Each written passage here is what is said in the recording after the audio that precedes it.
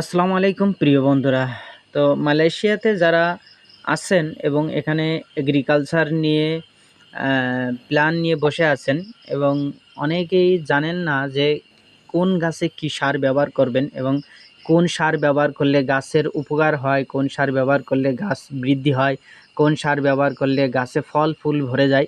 তো আমি সবথেকে একটাই সার সাজেস্ট করব যে এই সারটা যদি ব্যবহার করেন তো আমি আশাবাদী যে আপনারা বিফলে যাবেন না। তো আমার সামনে হাতের যে সারটা দেখতে পাচ্ছেন এটা হলো মালয়েশিয়ান অ্যানাম প্লাস বলা হয়, মানে ১৬।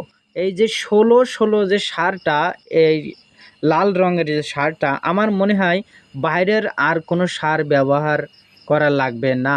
শুধু এই সারটা ব্যবহার করে দেখেন কতটুকু কার্যকারী, কতটুকু উপকার।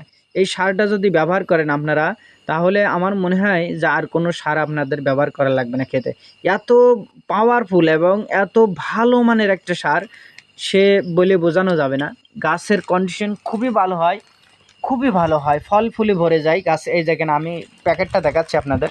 এই যে দেখেন, এখানে লেখা আছে Anam plus, Anam plus, Anam plus, মানে ১৬ এই ৩ বার ১৬ যদি এই সারটা ব্যবহার করেন, মালয়েশিয়ার যারা আছেন, বিশেষ করে মালয়েশিয়ার ভিতরে যারা এগ্রিকালচার নিয়ে কাজ করতেছেন, তাদের এই সারটা আমি সাজেস্ট করব যে এই সারটা যদি আপনারা ব্যবহার করেন, আশা করি আপনারা সফলকাম হবেন।